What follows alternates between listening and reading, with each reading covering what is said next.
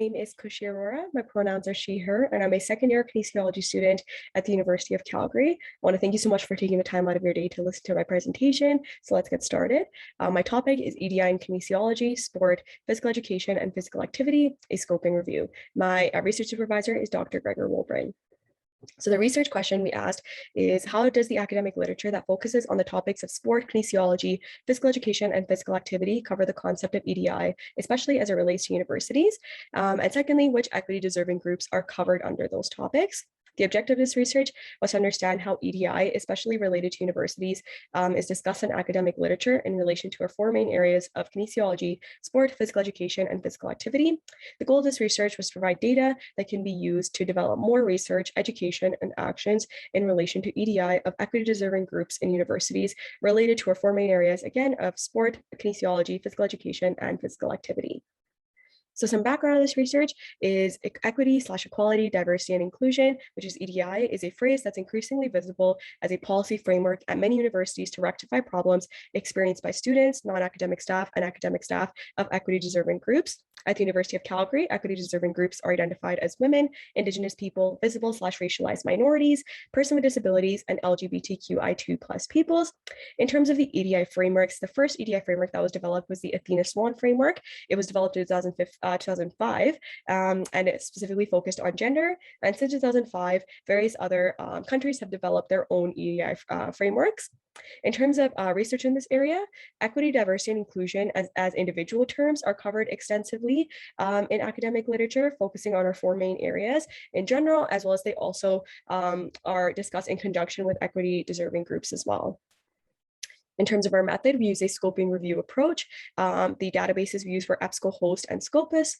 The keyword search strategies was that we looked at EDI frameworks or EDI phrases in conjunction with the terms of kines, sport, physical activity, or physical education, as well as look at the co-occurrence of the terms of equality, diversity, and inclusion in terms of our four main areas of kines, sport, physical education, and physical activity. From our keyword searches, 26 abstracts were identified and their full texts were downloaded.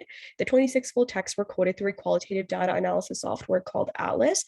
After coding, only 18 of the 26 full texts actually contained relevant content on our topic. In terms of the results, the EDI frameworks, really nothing was found in terms of the EDI frameworks. In terms of the EDI phrases, they were only found in articles related to sport. And in terms of equity, diversity, and inclusion, or equality, diversity, inclusion as just terms, they were again mostly covered in relation to sport and some in physical activity and physical education. We also further broke down our codings in this following way. So we broke it down into academic setting, non-academic setting, and university setting. And then they were further separated by the following groups of physical education, sport, physical activity, and kinesiology. And then again, further separated into the four themes of EDI recommendation and EDI needs, EDI curriculum and educators and mentors' role in EDI, EDI literacy/EDI narrative, and EDI study result. Then they were further separated according to which EDI group they looked at, as well as we also had a section on no group.